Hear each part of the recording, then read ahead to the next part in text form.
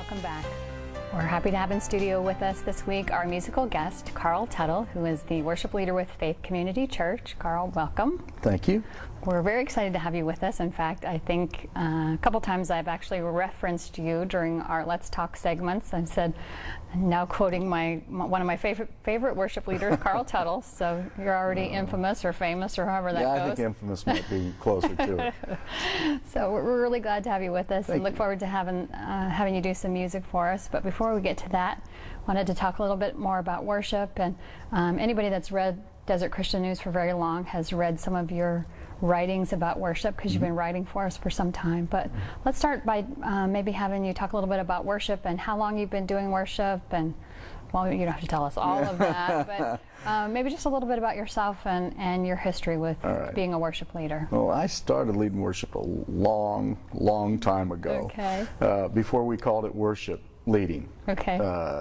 So that was like 1976. Okay. What was it called then? Singing together? Yeah, just singing together. And, you know, nobody used the term worship. There weren't any worship albums. The closest thing to that were the praise albums. Okay. We would call them praise songs. And that came out of the Jesus movement and Maranatha Music, Calvary Chapel. Okay. And so we kind of just stumbled upon it in terms of just a bunch of people gathering in our need and just singing some songs that we felt represented what our hearts were saying. And that was a long time ago, and then it kind of evolved into leading worship for Calvary Chapel, Yorba Linda, for several years, and then we became a vineyard. And at the same time we started a vineyard music group, started doing recordings and doing worship conferences, and so I've been involved in a long time. Okay. Tell us maybe how you've seen music and seen worship within the church, how you've seen it change over the last 30 years now? Yeah.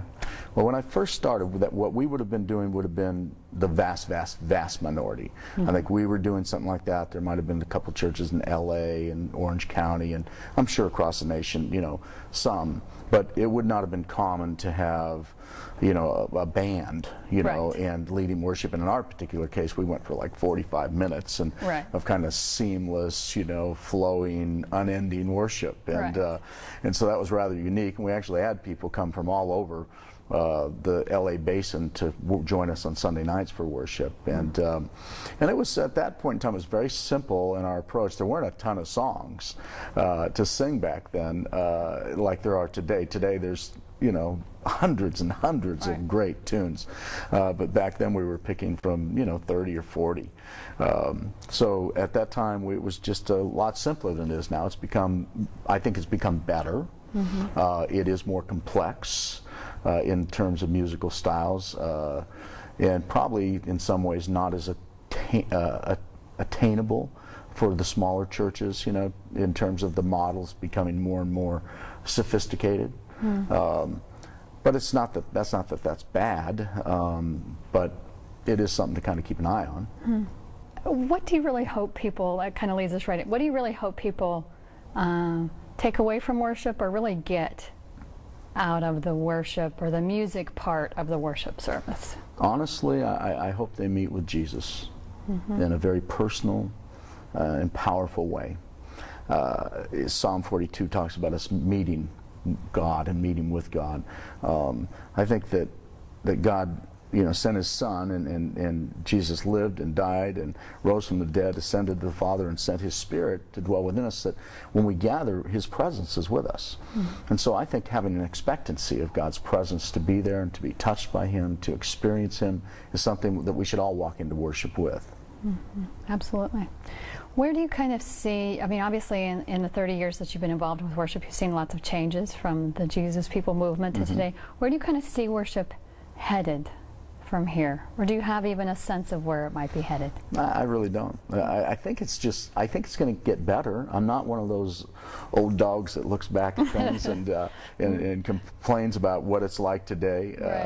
I think it's great that it's expanded. I think it's great that it's improved. I love these, you know, Aaron Schutz and Chris Tomlin and Matt Redman, Paul Balash, all these people. I love what they do, and I love how they do it.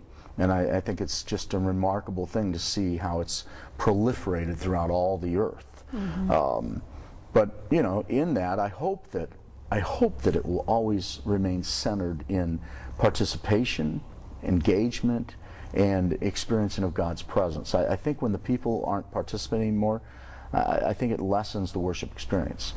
So I think we always want to make it attainable for the congregation. Musicians get bored really fast with arrangements and stuff, and they always want to do new things and all that. Right. But the people, you know, it takes some time to learn the song, and then once they finally learn it, they can finally start worshiping with the song. Right.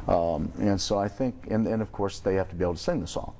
And so I think it's important to keep in mind the people and what they're able to attain and do.